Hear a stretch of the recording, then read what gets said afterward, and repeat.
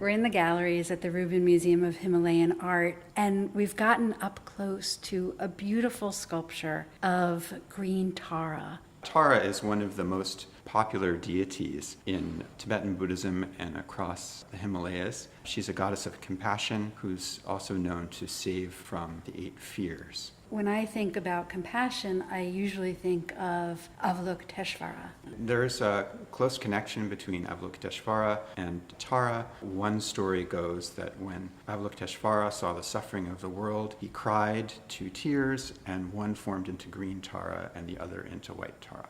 So there are many emanations of Tara. Here we're looking at one specific type, and that is the green Tara. And one of the ways that we know that is by iconographic elements. She's got her right leg hanging down. Her right leg is pendant. She holds out her right hand in a gesture of generosity, of compassion. She holds a lily, and she's covered in jewels. We see flowers on either side of her, and she sits on a double lotus. All of these qualities we're describing are found in standard depictions of her. However, this green Tara is quite unusual, and we can trace this to the hand of, or perhaps the workshop of Choying Dorje, the 10th Karmapa, who was an extremely unusual artist, maybe one of the great artists of the Tibetan tradition. In so much Tibetan art, we don't know the artist. Because he was the head of the Karma Kagyu order of Tibetan Buddhism, we know quite a lot about his life. We have 8 biographical or autobiographical writings,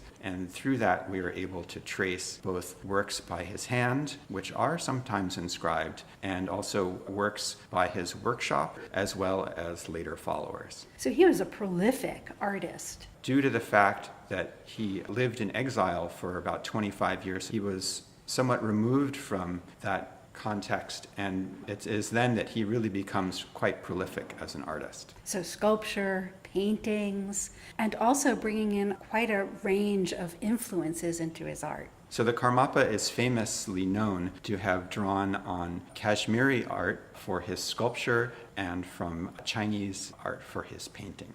This kind of fleshy, deep-waisted double lotus has prototypes that can be traced to the Western Himalayas, especially in sculpture from the Swat region. And in fact, there's a sculpture right here in New York at the Metropolitan Museum of Art where we see very similar lotus throne. And Tara has these thick plates of hair piled to one side, and if you look at the Metropolitan sculpture from the back, you'll also see thick plates of hair. So we can start to see where the 10th Karmapa is drawing inspiration.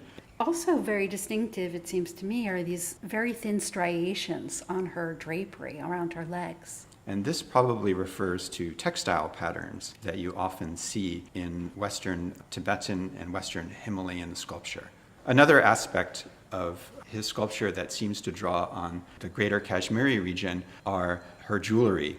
This emphasis on beads that you see both on the jewelry she wears and the pattern of flowers on her throne back. All of these are also drawn from Kashmiri sculpture. But what's so interesting here is that while that is seen in artworks in the greater Kashmir region, here it's quite exaggerated. If you look at her necklace, what are often very small or even partially incised, in this sculpture, they are bulbous baubles that clearly are lying on her chest. And also the size of her earrings is quite exaggerated. So you can see that while on the one hand, he's drawing on Kashmiri sculpture, he's also making it his own. And one of the unique features of the 10th Karmapa's art is the frequent appearance of birds. The Karmapa was famous for his fondness of animals, and especially birds. In fact, this was so well known that when people came to visit him, they would bring birds as offerings, and so his court was completely inundated with them. And here we see, above Tara, 2 birds nuzzling their beaks in a leafy bower, and here we see the artist diverging from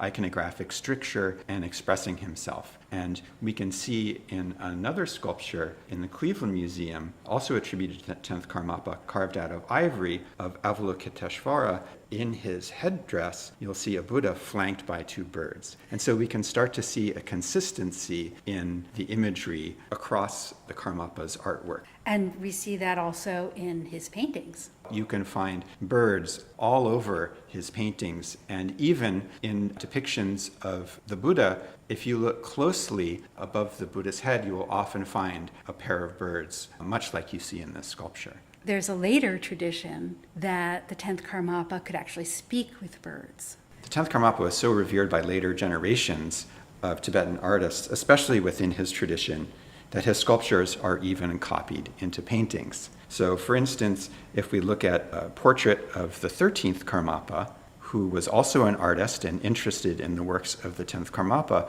you'll see above him that the green Tara seems to be modeled on a sculpture of Tara by the 10th Karmapa, much as we're looking at today. You can see that instead of being green, she's gold, as if she's following one of these sculptures. And then if you look more closely at her lotus throne, you'll see the same shape of elongated fleshy petals closely associated with the 10th Karmapa's own works. Given Choying Dorje's exalted status, both as an artist but also as a Karmapa, one of the highest incarnate lamas, it's little wonder that his works were copied.